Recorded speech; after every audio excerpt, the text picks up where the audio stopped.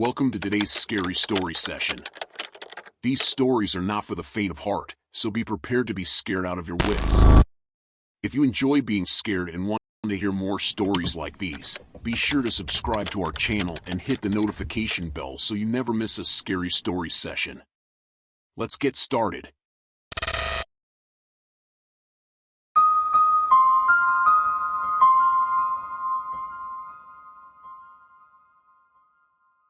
The late afternoon sun cast a warm, golden embrace over the serene neighborhood as I began my familiar stroll homeward. My name is Stephanie, and I've long cherished this quiet path through the wooded area. The gentle rustling of leaves and the soft sway of the trees offered a soothing respite from the hustle of everyday life. However, a few weeks ago, that tranquil routine began to unravel. I had just stepped into the woods when a fleeting motion flickered at the edge of my vision. My head swiveled instinctively, expecting to spot a squirrel darting among the trees or a bird taking flight. Yet, what met my gaze was altogether unexpected, a small figure standing among the foliage. At first, I dismissed it as a mere trick of the shifting light or perhaps my own imagination casting shadows. But as the sun set low on the horizon, I found myself walking through those woods again, my heart skipping a beat as I spotted her once more. A little girl, no older than 7, her form cloaked in a simple white dress, stood with an air of ethereal calm. Her raven-black hair swayed like a cascade of darkness in the gentle breeze. Intrigue mingled with an undeniable sense of unease as I approached her cautiously. "Are you lost, sweetheart?" I called out, my voice echoing through the trees. She remained silent, her gaze fixed upon a point that eluded my sight. Each subsequent encounter played out in much the same way, the enigmatic girl appearing in different locations, each time eluding my direct line of vision. With every glimpse, a ripple of curiosity intertwined with an unsettling chill down my spine. I found myself drawn to her presence, inexplicably compelled to seek her out. It was during these days that I immersed myself in research, digging for clues, and unraveling the truth behind the haunting apparition. And it was through these searches that I stumbled upon a heart-wrenching tale from years past. A little girl named Lily had vanished without a trace, her disappearance an unsolved enigma. The woods I treaded each day had once been the stage of a tragedy, one that had faded into obscurity but never truly disappeared. As the pieces aligned, I realized with a shiver that the girl I had been encountering was none other than Lily herself. Her spirit, trapped in the very woods that had witnessed her demise, seemed to linger, caught in a mournful loop of time. One evening, as the sun surrendered its hold on the sky, casting long shadows that danced among the trees, I saw her again. Lily stood beneath the canopy of an ancient oak, her gaze locked onto mine. There was a new urgency in her spectral eyes, a silent plea that seemed to transcend the barrier between our worlds. Tears welled in my eyes as I understood she was trying to communicate, to tell her story to someone who could hear. With a voice trembling with emotion, I spoke aloud, addressing her with a reverence I had never experienced before. "You're not alone, Lily. I'm here, and I'm listening." A gentle breeze swept through the woods, leaves rustling in an eerie harmony. In that moment, it felt as though Lily's presence enveloped me, her spirit a tangible force that sought to bridge the gap between her reality and mine. I vowed to remember her, to honor her memory, and to share her story with the world.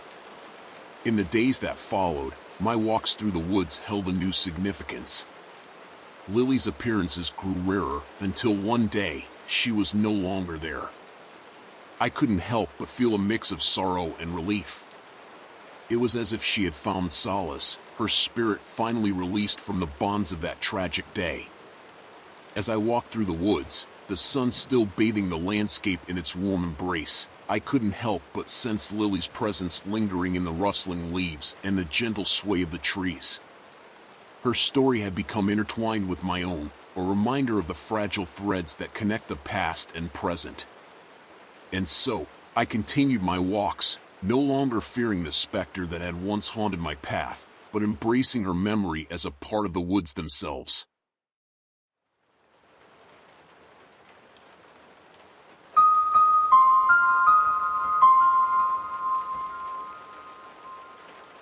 The sun-drenched days of summer were always my favorite. My name is Liam, and I spent those months exploring every nook and cranny of our quiet suburban neighborhood. It was during one of those carefree days that I met him, the boy from the old, abandoned house at the end of our street. His name was Ethan. He had jet black hair that fell in unruly waves over his forehead, and a mischievous glint in his eyes that hinted at endless adventures. We met by chance at the park, and from the moment we started talking, it was as if we had known each other forever. We shared the same interests, the same jokes, and a bond that went beyond simple friendship. Ethan's stories were always the most captivating. He would tell me about the neighborhood's history, about the families that had lived here for generations, and the secrets that lay beneath the surface. He spoke of games he used to play, of pranks he had pulled, and of dreams he had never had a chance to fulfill.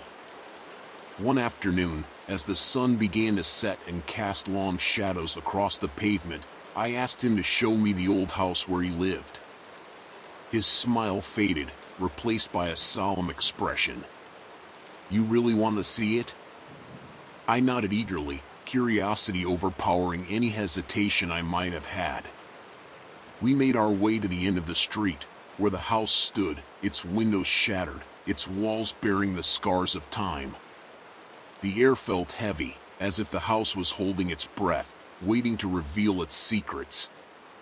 Ethan led me inside, his footsteps echoing through the empty rooms. Dust particles danced in the sunlight that filtered through the broken windows. It was as if the house itself was frozen in time, trapped between the past and the present. As we explored the rooms, Ethan's voice grew distant, his eyes cast downward. I could sense a sadness in him that I hadn't noticed before. "This was my home, Liam. A long time ago." I turned to him, concern etching my features. "What do you mean, Ethan?" He sighed, his gaze locked on a faded photograph that hung on the wall. "I used to live here, but I don't anymore." I felt a chill crawl up my spine. "What happened?" Ethan's eyes met mine, and for a moment, I saw a depth of sorrow that seemed impossible for a kid his age. "I died, Liam. A long time ago." My heart raced, and I shook my head, unable to comprehend his words. "But you're here, talking to me."